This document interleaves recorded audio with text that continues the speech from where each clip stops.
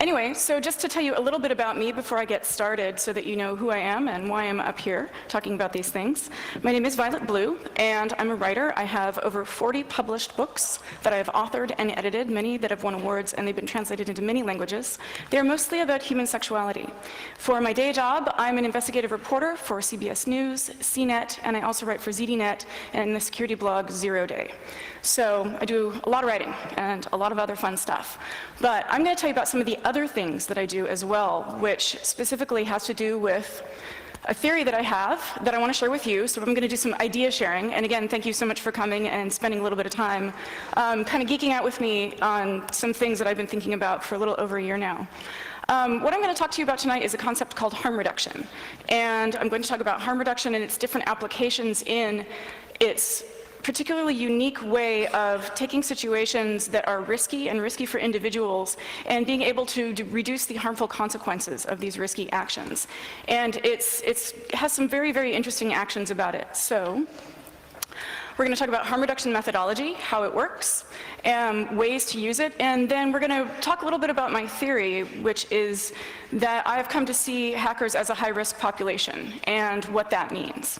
So first, I want to tell you about harm reduction. Harm reduction is typically referred to as a strategy or a strategy of public health policies that essentially aim to reduce the harm or the harmful consequences associated with risky behaviors or risky activity. And the type of risky activities that we're talking about usually in the public health policies are drug use, HIV and AIDS prevention, and also sex work, prostitution. And these programs are fairly controversial. They've been around for a couple of decades, but they're only instituted into public policy in a couple of countries officially, Switzerland, Canada, and Holland, to be exact.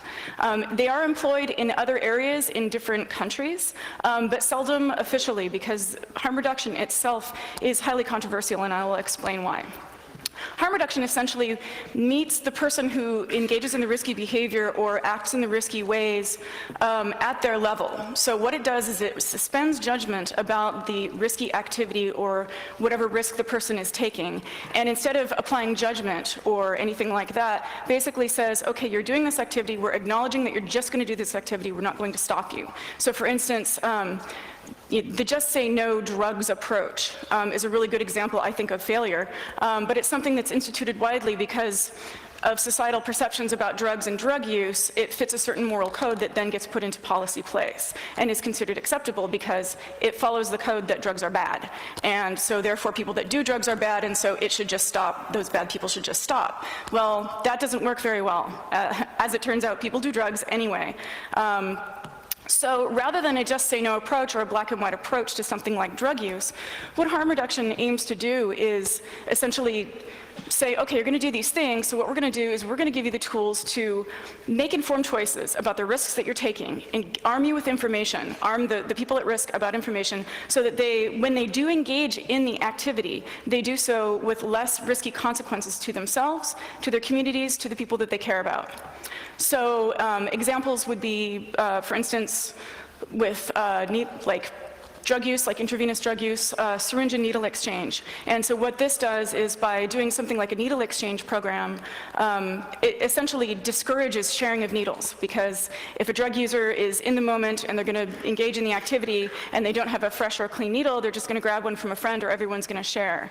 But the idea behind, so I think you see what I mean. It's a means of preventing the harmful consequences rather than judging the activity and saying just stop the activity altogether. So what's neat about harm reduction, so harm reduction has been in place with those three particular areas for a while, that being sex work, drugs, and HIV prevention. But what a lot of us have been finding, and I'll explain who us are in a minute, is that harm reduction is a very, very nimble and interesting system. Simple systems are usually the best systems. And so with harm reduction methodology, I've been working with a couple of different organizations that have taken harm reduction methodology and applied them to different areas working with at-risk populations. And I'm going to explain what that is. So I'm going to tell you about the 3 organizations or the 3 efforts that I've been working for the past 10 years where harm reduction methodology has been applied in a very different and interesting way with really good results. I've been working with this organization for over 10 years, actually. This is San Francisco Sex Information. We, for some reason, call it SFISI. But what SFISI is it's a nonprofit organization that's been around actually for almost 3 decades. And it's essentially a crisis hotline. Hotline in all senses. We do have a phone switchboard where people answer phones. And take sex crisis questions, but also email hotline and a chat hotline sometimes as well. And so what we do is basically we do peer-to-peer counseling. It's anonymous, it's confidential, it's free, and it's non-judgmental. And we are a team of a couple dozen activists and educators in the sex and health space. So I work with MDs, I work with nurses, I work with people who do couples counseling, I work with people who do needle exchange, I work with people who work in women's community clinics, and we as educators get together and we answer phones and we help people, and people call and they'll say, instances can include, I tried this sex act, I got something stuck in this place, do I need to go to the hospital? Or I just had sex for the first time and I can't stop bleeding, what do I do? Or I'm going to have sex for the first time, what birth control can I get that my mom won't notice? That sort of thing. So as you can imagine, what we do is pretty controversial, but it's had a very high success rate. It's been very interesting. Another thing that we do as well, besides the crisis counseling, is that we teach classes twice a year in which we as a group get together and we teach an intensive series of classes to other educators. So, and this is in the United States, this is in San Francisco, California, and in the United States, doctors, MDs typically get a very short amount of sex education unless they go and specialize in something like gynecology. So they don't learn about sexual risk situations, and they don't learn about fringe sex acts or things like that that are eventually probably going to end up in their office someday. So what we do is we teach classes. They're very small classes. We have to screen and interview applicants. It's a very high demand class. And we teach nurses and doctors and other caregivers how to talk to underserved populations about the issues that they're going to be facing, which include things like sexual fetishes, lesbian, gay, bi, trans issues, just you name it, pretty much everything. And that sometimes also includes talking about things that are risky, things that are illegal, or things that are in gray areas. SFISI in particular has been pretty controversial because not only we're doing it with anyone who calls us, giving out this information in what you probably understand is a very sexually conservative country, at least in terms of policy. But also, we have an interesting way that we apply harm reduction as well, in that we take the harm reduction methodology in that we accept that the people that we're talking to and that we're calling are going to engage in these behaviors anyway. That something like curiosity is not something that is to be shameful or afraid of. And we are finding that, interestingly enough, it turns out when you treat people who ask questions about weird sex acts well and respectfully, and you don't treat them like they're broken or they should be ashamed of wanting to try something different, turns out it actually reduces the harm in terms of the consequences that come up when they decide to take their chances or make their risky choices. If you shame someone about what they're doing, they're going to probably make a bad decision that's going to have difficult consequences for them, infect someone later, or get them hurt somehow. So, like I said, we've had really, really good results. Another thing that we do that's controversial is that we approach the things that we talk about from the perspective that these people are probably doing these things because they're fun, which is a concept that we'll come back to in a little bit.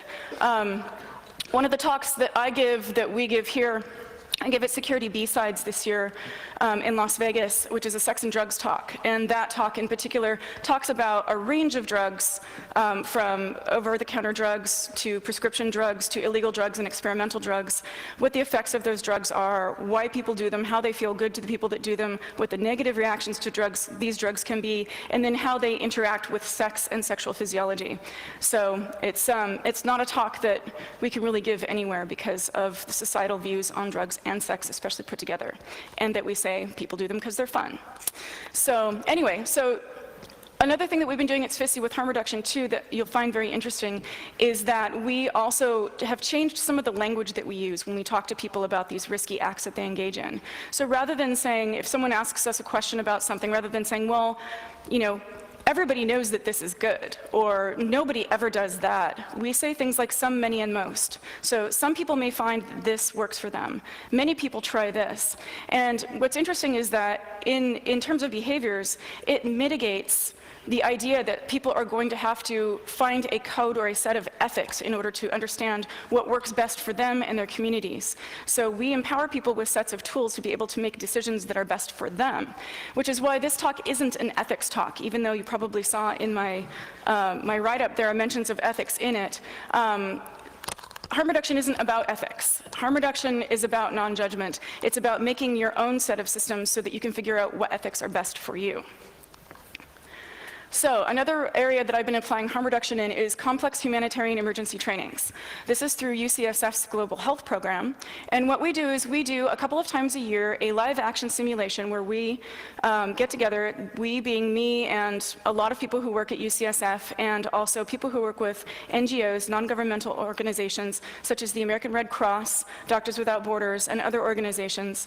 And people fly in to come and teach. And we do live action simulations where we take people who want to go work for the Red Cross and people who want to work at Doctors Without Borders, and we put them through a live-action crisis simulation where we, like the recent one that we did, I think it was about 2 months ago, was we simulated a crisis on the Syrian border where the students or the trainees would have to come in and basically have to help the refugees survive. And they were first on the scene, everything was minimal. What we do is we get the trainees in, they come in for the weekend, they have to give up their entire weekend and they camp on site. They come in, they're given passports, they're given currency, and then they have their first border incident. And it's pretty intense. So they have a border incident and they come in and they're basically put through all of these different live exercises where they have to learn to navigate situations that they're going to be in or may be in. Would they be flown in to take care of refugees on the Syrian border? So they learn how to clean water. They learn how to deal with disposing of dead bodies. One of the things that they do is a wilderness medical training where essentially groups of the students will be put together and then sort of like herded down a road, and they come around a corner. They're not really expecting this.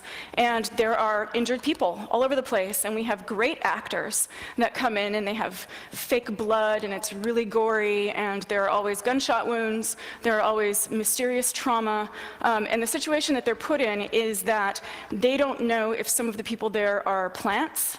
They don't know if some of the people there are insurgents, and they find out that they are also being watched by insurgents while they're trying to treat these people who are screaming and wailing, and it's very intense. And actually, last time I was watching, time before last that I was watching them do this, I was observing, and I spotted this guy like up in the bushes watching everybody, and it was really creepy, so I took that photo. Another thing that is done during this training is something called Geneva Convention training, where the students are actually abducted. They're bottlenecked, and then they're trapped, and then they're interrogated, and they're tortured. And they have to make serious choices about what type of information they're going to give up and learn how to survive. Mind you, the mock torture is that we have people planted in them that get tortured off-site, and you just hear them screaming. But you get the idea. The part of this that I do is I do a media training. And so what I do is I come in and I pretend that I'm an asshole from CNN, and I interview them because this really happens. So I come in with the badge, the everything, camera, and I get in their faces, and I'm like, where are the dead bodies? I mean, but it's not that simplified. Actually, what I do is I do a series of very specific interview techniques that journalists and reporters use in the field in order to extract stories out of people who are disarmed, and extract stories that will bring in high drama for their networks and get them ratings and get them news. And what I do is I walk all the students through all of the situations in which reporters try and trick people into saying things that they don't want to say. And then I teach them all of the techniques that are going to be done on them, or might be done on them if they're on camera. And the reason that we do all of these things is because what we want to do is take these people who are engaging in this really, really risky behavior and give them tools to be able to navigate this in a way that is safe and protects the people that they care about and protect the people that they are trying to care about or hoping to help. One of the men that I work with he's done a lot of work in Sudan, for instance, and he's one of the field nurses that trains along with us, and he's treated a lot of rape survivors in Sudan, and he explains why this is so important in that he's been in situations where he has had dying patients and has had reporters come in and try and put the cameras in the faces of his dying patients, and he's had to physically remove the reporters and the camera people in order to protect his patients. So these people who want to go do this stuff for a living, they need to understand the risks that they're in, but also be able to have a set of tools with which they can operate in order to navigate and make the choices that are most appropriate to them, rather than, freaking out, or rather than having people try and discourage them from wanting to go and do their jobs, or get on site and have other elements attempt to discourage them from engaging in the behaviors that they're engaging in. So homeless youth outreach is another thing that I've been specifically doing a lot of work in harm reduction in. So you'll see a bit more of a direct model of harm reduction here. And what this is that I've been doing some homeless outreach for the past couple of years in San Francisco, specifically with homeless youth. And my experience with that is that I'll go ahead and tell you the story of how I got involved.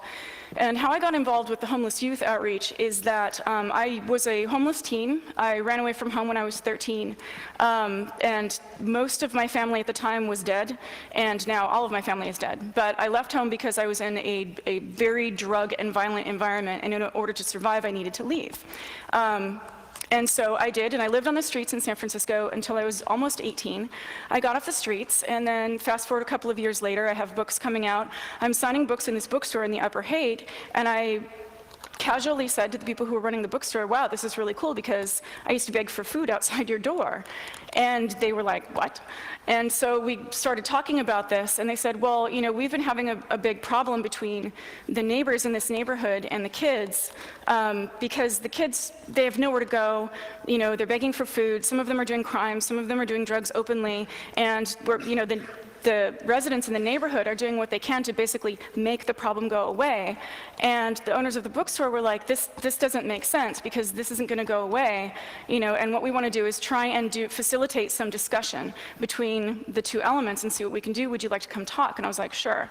So I went to their first meeting where they invited Larkin Street Youth, which is an outreach organization in the Haight, to talk to neighborhood residents, and it was a shit show because the neighborhood residents were literally these really, really wealthy older people who were like, these kids should just get jobs, or they should just go home. And the outreach workers that were trying to talk to them from the stage were having a really, really hard time explaining why they give these kids food, and why they give these kids shelter, and why they give these kids counseling, and why they help these kids get tested for STDs and for drugs and things like that. And so what I ended up doing was explaining harm reduction to the wider audience, because that's what they're doing, giving kids sanitary items and things like that they need.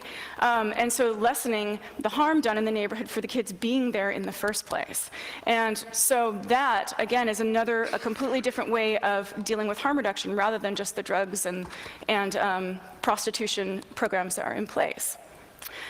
So what I didn't realize was that after 10 years of doing all of this work, dealing with all of these at-risk populations and helping reduce the risk of the consequences and remaining really, keeping the non-judgmental approach going with all of this stuff, was that in my personal life and in my world, the people that I consider my family, my friends, and people that I love, hackers and people in the security industry, are actually an at-risk population too.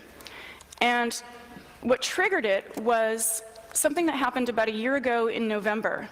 And I don't know if you guys remember this or not, but a year ago, November, there was a high-profile suicide. A founder of a startup company that was intended to be a social startup committed suicide, and it was about 5 days after a Wall Street Journal article had come out suggesting that the startup that he and his co-founders had founded was a failure, and his body was found 5 days later in his San Francisco apartment.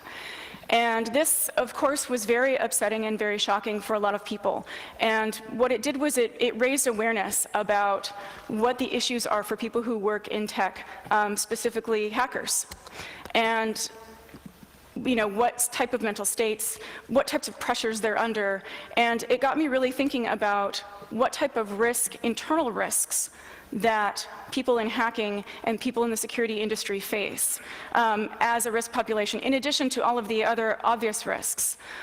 And so I started interviewing psychologists, and I started talking to a variety of different people about what the internal environmental factors are for hackers and for people who spend a lot of time in solitary areas and pursuing things that they're interested in that they can't really talk to other people about. So I kept researching, and I kept researching, and I found some answers, but not a lot of answers, other than, counseling and talking to friends and stuff like that. But I didn't really feel like that really solved any of the questions that I had, or any of the interests that I had in terms of what type of harm and how we could mitigate any harm that might be happening for my friends inside. So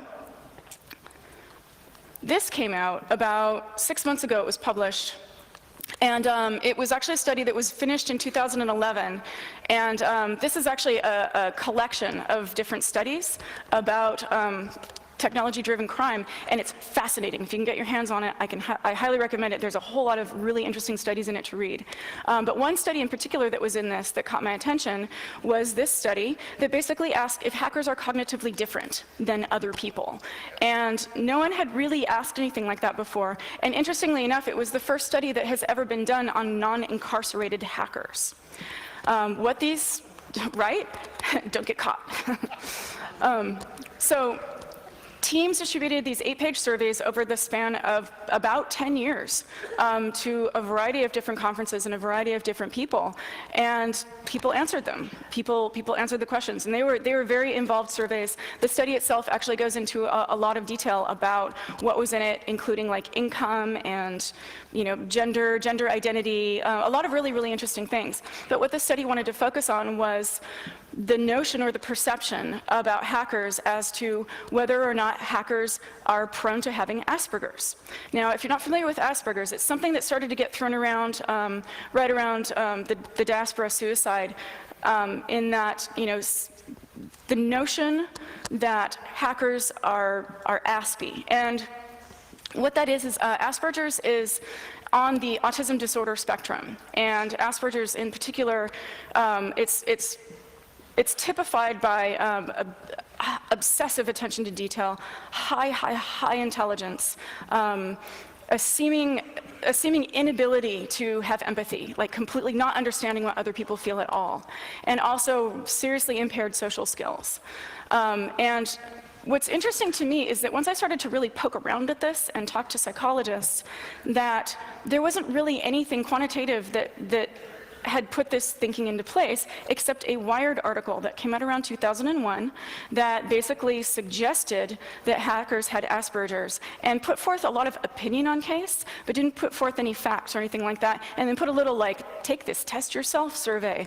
And that's what kind of got the ball rolling in getting people thinking and starting to apply this really casual diagnosis to hackers. Interestingly enough, the results were very surprising. The results actually did not find that from the hackers that were surveyed that hackers had Asperger's across the board or were even remotely prone to having it. Instead, what the researchers found was that instead of, or rather the opposite of Asperger's, was something called intense world theory or intense world syndrome. And what this means is that rather than disconnecting and not feeling anything, hackers, or at least the hackers they talk to, might be more prone to being the type of people who are actually feeling too much and are simply overwhelmed. And I found that very interesting because it's completely the opposite of the way that hackers are characterized. So you've got that mischaracterization to take with you as well. And as you can see, there's a little bit more detailed bit on the bottom here. They feel too much in a room full of people and the information comes in too fast than can be comfortably processed. This person would combat social anxiety by focusing on details and switching attention. And so that would be like talking to someone in like sort of an ADHD, just moving too fast about different things, but it's not ADHD either. So I find that very interesting, and what I've been trying to do is raise awareness about that. So one of the things I did was I analyzed the results of the study and I published them on CNET and talked to also more psychologists about what the results of this study might mean in terms of taking a look at hackers. And again, it opened up more dialogue and more interest for me in terms of what made you guys more of an at-risk population. I mean, a lot of what the conclusions were, of course, were that hacking is a complicated gift for all of you. So that just actually opened more doors and made me want to investigate even further. So what I started to do at that point was doing more outreach and talking to more harm reduction professionals, more psychologists, more doctors, and starting to put together a risk assessment for hackers as a population. And what I ended up doing was having to do a risk assessment of what I see as rather than the internal factors, things that contribute to the internal factors, but also a general risk assessment for what hackers may or may not face. Legal risks, obviously, fighting common misperceptions between information sharing and advocacy. And that's something I see you guys fight a lot, where what you're simply trying to do is impart information about something, and it's a lot like harm reduction in that we're giving information just to give people information because this information needs to be shared. And instead, people see it as, glorifying or trying to put one over on somebody or, making something look more glamorous or more sexy than it is. And that's not actually what you guys are doing at all.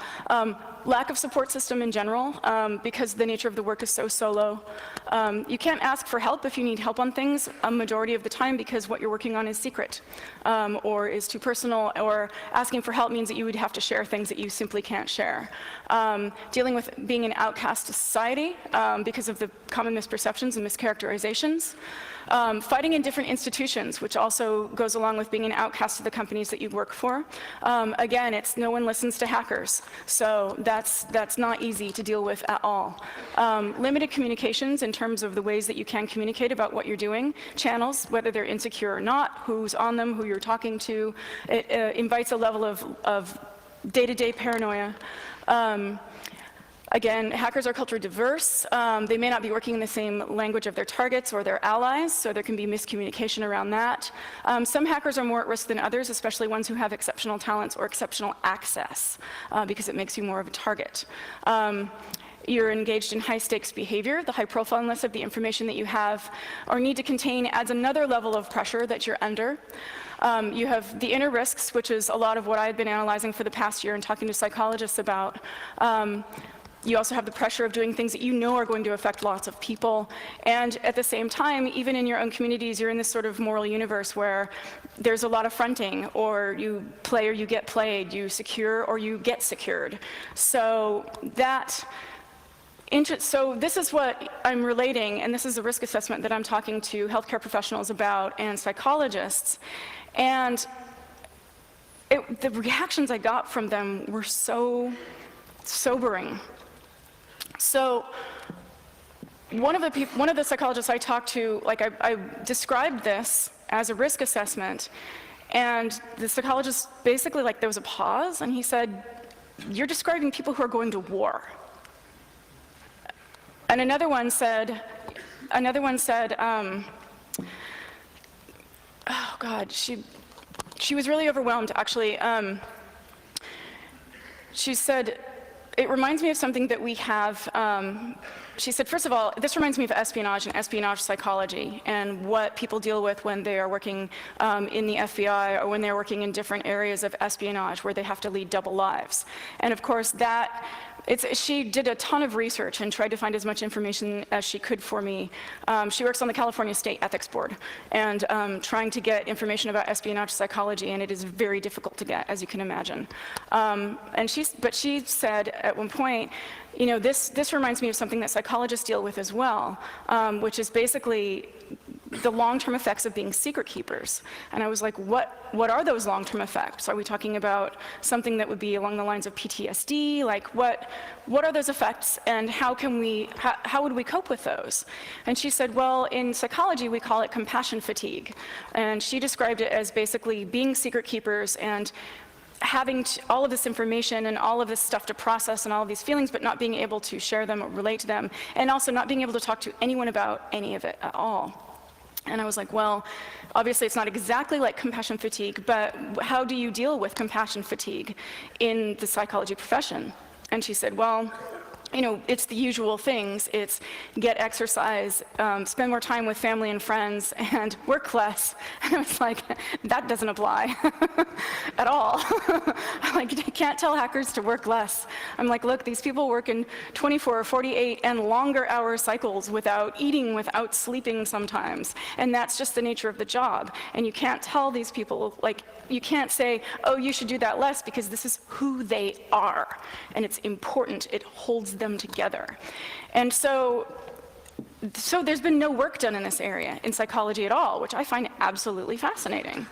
And so what we then decided to do in more series of phone calls and discussions and meetings was to try and take a look at other populations that hold similar risk levels and risk assessment values as hackers, as in the areas that we've discussed here tonight, to try and find other populations that basically self-apply harm reduction or have harm reduction models in place that mitigate the risks or reduce the consequences, the harmful consequences of the risk that they have by nature for who they are.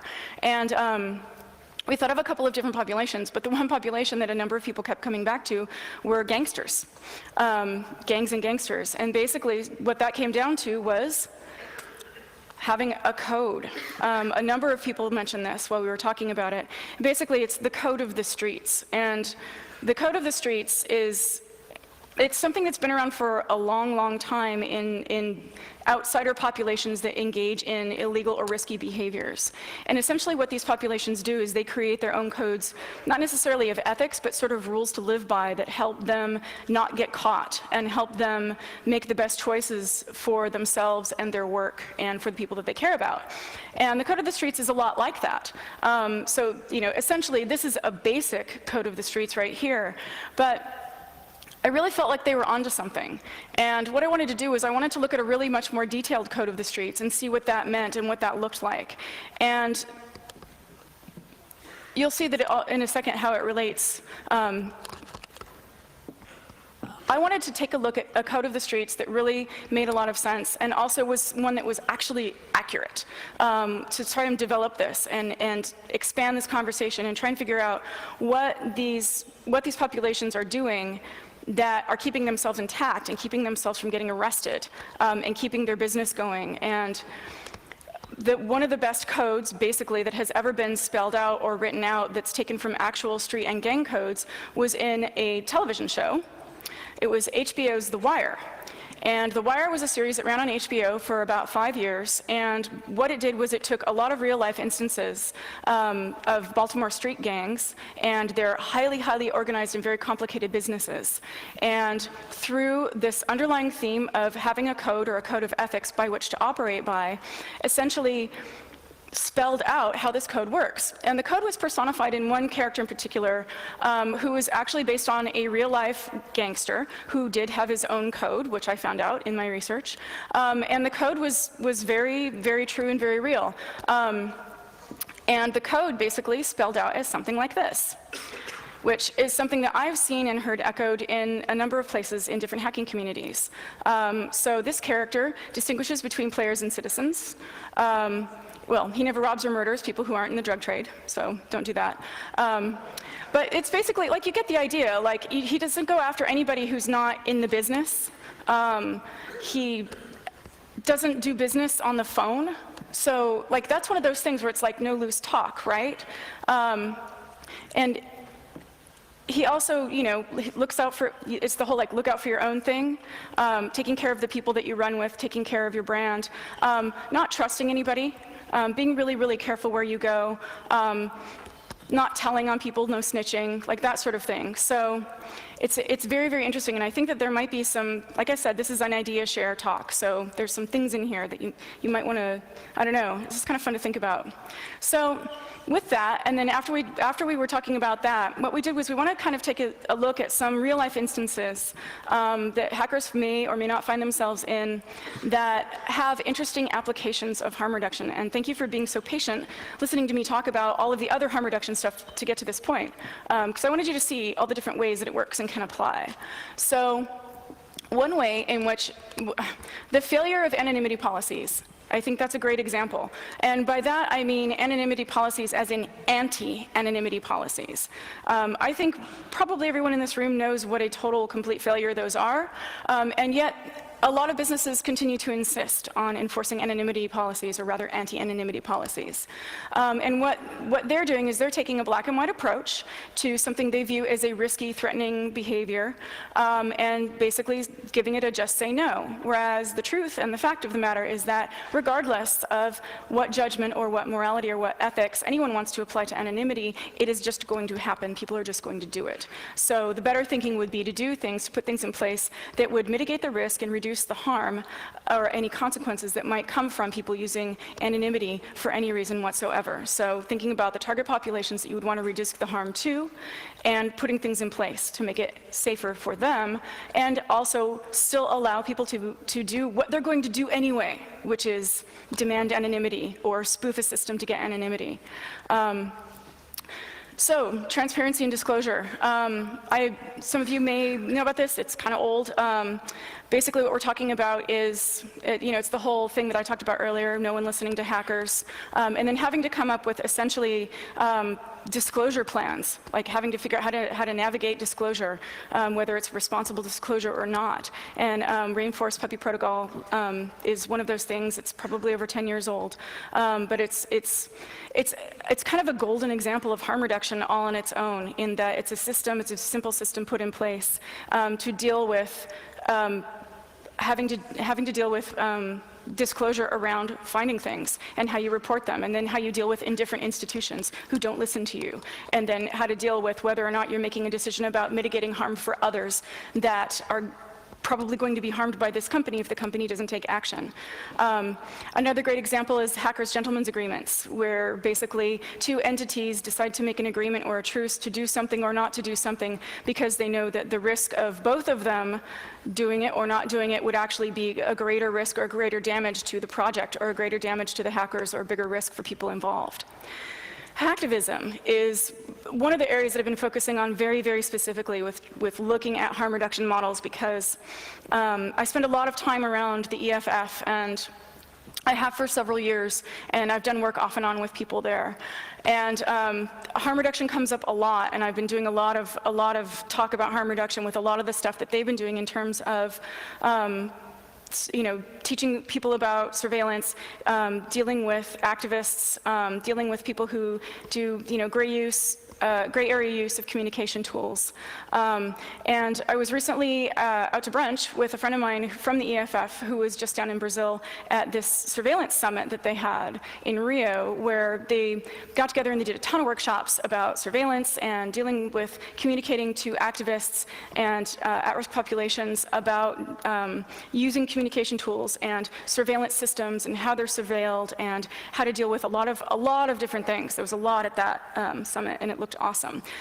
But she was relating to me an argument, or a friendly argument, that she got into with someone from a European, sort of like a European version of the EFF. And this guy that she was talking to was like, we just tell them not to use Facebook, and we tell them not to use Twitter, and we tell them not to use Gmail, and not to use all of these, all these free tools because they're going to get caught. And she was like, that's like telling kids not to use drugs, because these tools are going to be used by these people regardless. And he was very adamant and was like, no, I've convinced a number of people to stop using these tools. But the problem is that, again, it's these tools are just going to be used because these people aren't going to be able to not use these tools. They're in situations where these might be the only tools that they can use.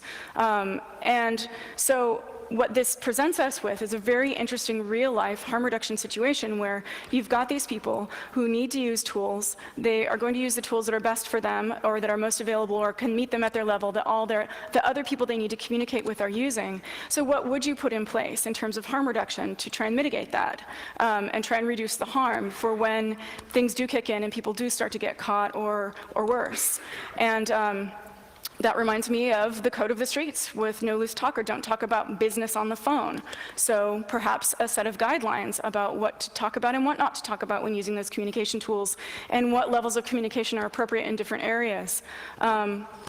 sort of like a best practices.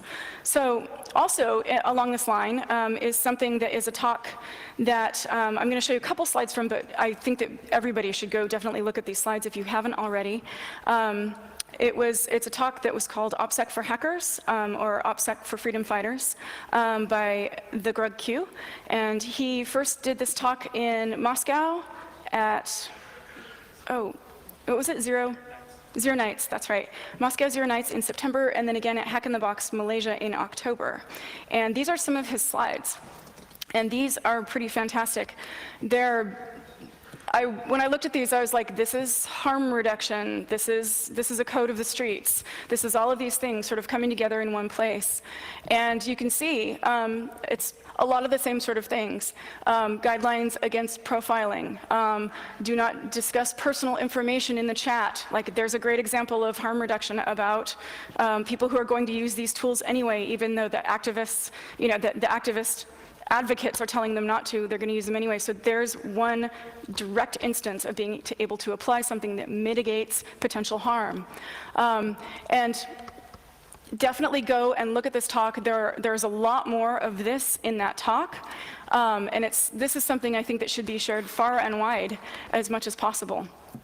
So there's no neat ending to this talk. I don't have a call to action for you. This is, again, like I said, it's an idea share about something that I've been researching and I've been working on and talking to a lot of professionals about. And, this isn't a pitch for anything. This isn't, go read these articles or go buy this book. This is just imparting a set of ideas and wanting to talk about hacker populations at large, about harm reduction and different tools that can be put in place in a way that doesn't judge what anybody does one way or another. Simply says you're going to do this stuff, do it well, do it the best that you can, stay sharp, and I guess, okay, if I had a call to action tonight, this is second night of the conference, it's the weekend, so yes, go get wasted. Don't get wasted and drop O-Day. Right? That's harm reduction. So I'm going to be around the conference for the whole rest of the time. If anyone has any questions, please come talk to me. Come talk to me anytime, or you can email me. And do we have time for questions, or? Of course we have time for questions. Oh, good. Okay. Awesome. Okay, so thank you. Please give a bit of applause.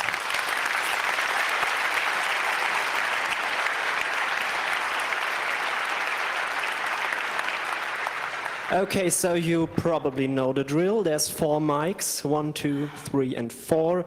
You can also use ISC to ask questions. We have a nice signal angel over there. So you need to queue on the mics if you want to ask a question. Do we have questions from the internet? Okay, go ahead. Thank you very much for your interesting and insightful talk. Since you referred to the security regimes, I started to think about Foucault. Foucault describes the making of criminals, homosexuals, etc. through the security regime. Would you agree that hackers are produced somehow by a discourse in society? How could this be best described in the Foucault system?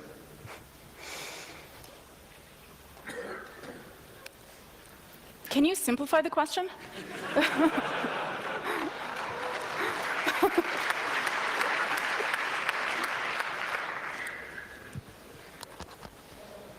Does anyone want to offer that up? The question came from the internet, so I'll attempt to try to explain perhaps what I think the question is, but really the original person asking the question should be the best person to ask it in a more simple manner.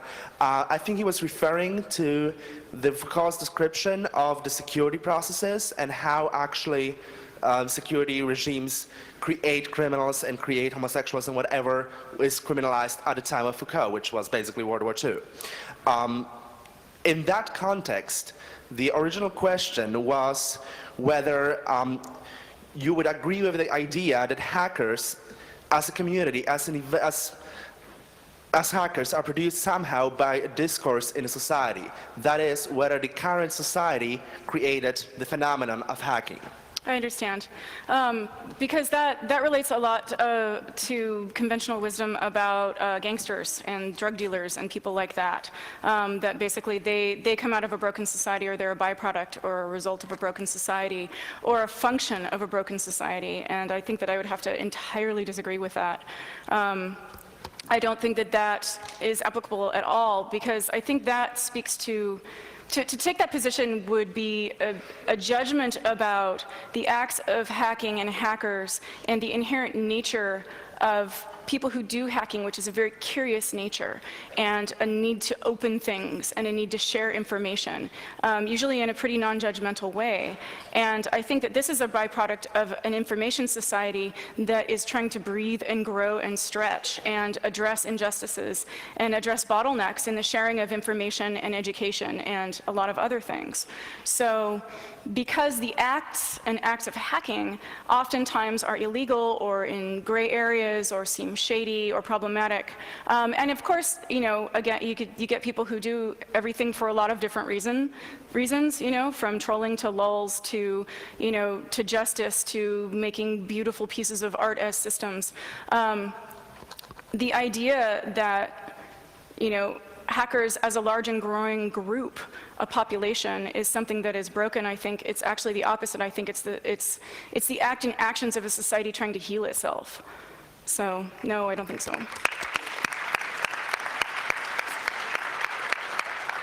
Thank you. And now mic 1, please. Howdy. Hello. So I figure that people in harm reduction, educators, people coming into communities, are initially seen as outsiders. They probably have techniques for starting to gain the trust of community, starting to, you know, develop a relationship with it. I figure the hacker community is as wary of outsiders as others. Rightfully so. What are some techniques, say if you know people who are also psychologists who are interested in attending hacker conferences, what might be some ways to introduce a cross-pollination of caregivers? It's a really good question. And it's something that I did discuss, because talking with psychologists about a lot of the issues, especially when I was doing risk assessments, I was really hyper aware that I was talking to outside society who really didn't understand that the mistrust and how closed this population is in general, and that a lot of the things, a lot of the usual ways that they would want to communicate with this population are not going to work, and they're not going to happen. And if they do happen, they're probably going to get spoofed and trolled, and you know. You can't just email hackers@gmail.com. Right, exactly. So. I mean, and it all also depends on, you know, what we would be talking about in terms of doing any kind of outreach, because I kind of feel like I don't even know if that model would work. You know, like, is this a community that would need any type of outreach? I don't think so. This is a very it's a very self-individuated community. Like, everybody here is on their own path, and this isn't a group that usually does things as a group, which is very cool and very unusual. So it's like, find the leader. We're all the leaders. So. Yeah, I don't know, because we did talk about this, and I didn't have any specific recommendations. All I was thinking was that the things that they were suggesting weren't going to work if they wanted to actually make inroads or anything like that. Although one of the women that I talked to, the one that was really interested in the idea of the long-term effects of what it's like to be a secret keeper, she's done actually a lot of the forefront work on psychology and tech and geeks, and is very not part of the usual regime. So I think she's very interested in it and might run with it a little bit. She's done a lot of work, actually, interestingly enough, in the area of geeks and depression. And she has I think it's called, I think it's called Psychology 2.0 or something like that. It's got some silly title, but it's a resource, like, it's a resource page. I'll put it up with the resource links with this. That's got like a lot of like geeks and depression resources and things like that. So she may pursue this. I'm not sure. I'm not sure where I'm going to go with this either. I just wanted to share what I'd found so far. Thanks. Okay, thank you. And internet, more questions? Okay, perfect. Thank you very much. To paraphrase the question expressed by a multitude of people on the IRC channel, one of them has asked, where is the list of tools that you can use? The list of harm reduction tools? Yes. We're developing them. I mean, it's harm reduction tools at this point are very specific for the different populations. So harm reduction tools for people who use syringe drugs and needle drugs. You can find tools that are in place from, organizations that do outreach that are specifically like needle exchange or, safe shooting areas, information about how to clean your rigs and things like that.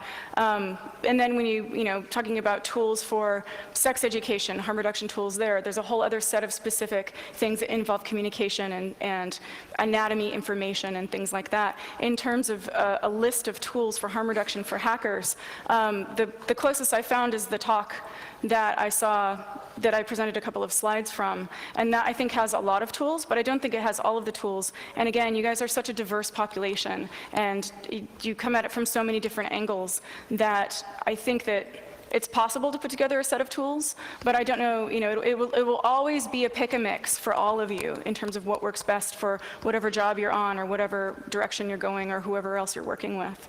So. Okay, good. And now, do we have any questions on any other mics? No? Then just one again. Hello. Hello. You treat being a hacker like treating people suffering from depression or post-traumatic stress disorder or similar. Do you really think that it's a comparison which holds, which you can apply? The same methods in psychology like doing for post-traumatic stress disorder or something? And if yes, do you think that this is going to be possible to be treated like a depression or something else which is just not right on being a hacker? That's a very good question. I think it's a mischaracterization that I hope wasn't communicated in that I intended to examine hackers as a depressed population, because I don't think that. What I intended was to tell the story of my investigation of this, beginning with the suicide that happened a year ago and the issues that came up. And the reason that I made the choices that I did around the way that I investigated it was because I wanted to look at it from an approach that would be typical in society. So, and this is what I end up doing a lot in journalism, where I know how I want to research something, I know how I want to talk about it, I know how I want to tell it, but what I need to do is step back and take a look at it from the way the medical community would address it, and the way that it will be, the way it'll be spun in media, and the way that people will want to look at it and treat the subject or treat the topic. So that's why I wanted to go the route of talking to psychologists. But that's also why I also wanted to talk to people in harm reduction, because in the harm reduction arenas, we don't see people who are interested in sex, we don't see people who engage in risky behaviors of any kind as people who are damaged. We don't see them as people who are broken. And as I said earlier, as a matter of fact, when you treat people like they're not broken who are doing risky behaviors, the harmful consequences of what they do get reduced. And they get to do the thing that they want to do, and they get to do it well, but they don't, sustain any harm from it, or they sustain less harm, or they impart less harm to people around them. And my fear and my worry is that at some point, just as with sex, like, in the United States, we're dealing with this constant bullshit of people trying to say that there's such a thing as sex addiction, or there's such a thing as porn addiction. And there are churches that put out fake studies that support evidence about the damages of pornography to society, and news outlets get this stuff and they spin it and they report it, and then people start to believe it and take it as fact, and it starts making its way into legislation. And it really makes me upset, because sex addiction isn't, and porn addiction isn't actually an addiction. It's not anything that's classified. There's nothing to support this. But what we have is a groupthink that watching pornography is a disease that must be treated. So what's the disease in being a hacker? I don't think there is one, but my concern But you is... treat it like one, actually? I don't think I do. Okay. I just wanted to take a look at it from the way that other people might take a look at it and see what psychologists would say about what the things are that you guys deal with. Thank you. Thank you. Okay, and more from the internet. Taking operational security as a basis for hackers' right way to do it, what additional points in terms of practical advice would you make? Well, I would definitely say to go look at all those slides. There's like 147 slides in that talk, and there are a lot more things that he detailed. And that OPSEC for Hackers talk is fairly complete. And that's something actually that when I was talking to the EFF about coming here and talking about harm reduction, they referenced that talk quite a bit as an essential in all of it. Aside from that, I don't have a lot more other than some of the other things that I suggested in terms of, responsible disclosure policies and taking a look at other types of agreements or sort of things that people have had to make on the fly to set up a simple system in order to deal with, tricky things that need to be resolved and get through them in a way that's safe. So I don't have much more to offer than that, unfortunately, at this time. Okay, and now you, please. Okay. Hey, Violet, first, thank you so much for this talk. Thank you for bringing it to the Congress. I think this is a very important topic. And also, I wanted to thank you for mentioning Ilya, because his suicide hit a lot of people in the community. Another person within the same time frame was Len Sassaman, a good friend of mine, and I feel both of them were actually I would say similar societal issues affected them, in different ways, of course. So coming at it from what it seems to be in part maybe a situational depression type dynamic, I'm curious to use a metaphor in a sense. I imagine that most of the people in this room were perhaps one of the smartest kids in their classroom growing up. And I can imagine all the social dynamics which arose from that, maybe other kids being jealous or just not understanding, things like that. I'm curious, has anybody looked at, to extend the metaphor a bit, different classrooms in different parts of the world to see if those classrooms had different social dynamics and whether any of those dynamics bred maybe healthier environments for people or not? I don't know of anything like that. I know that there are things like that, but specifically education, that type of education isn't something that I've done a lot of work in. I've mostly done outreach to schools, but I haven't done, and I haven't taken a look at any of the environmental factors growing up or in educational systems. Just conventionally speaking to the hackers that I've talked to, it's been varied, and a lot of people with exceptional talent and exceptional intelligence have, by and large, from what I've seen, either excelled or have been put into remedial programs. So those challenges start early, for sure. Okay, thank you. Thank you. Okay, we finally got a question from Mike 4. Hello, I missed the first part of this talk, so sorry if it is, if maybe I could have spared this question. And it's something that may be really obvious, so again, sorry. You said that there is no such thing as porn addiction. And okay, but still when you use porn, you are like using 1 hour, 2 hours, more or less, it depends, of your life on that thing. And at the end, you could have used the time to do a lot more productive things, useful for other people. And when you have done it, you don't really feel satisfied with yourself. And on top of that, if you can say, but you still watch films and other kind of entertainment, that's true, but like if it's an horrible film, I can just stop watching it.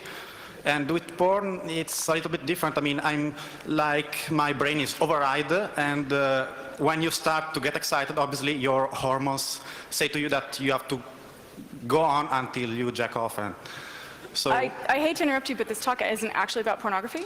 Yeah, sorry. That's okay. But you... You can always just find her contact information and just argue on Twitter if you want. I'd be delighted to answer your question, but perhaps at another time. Okay.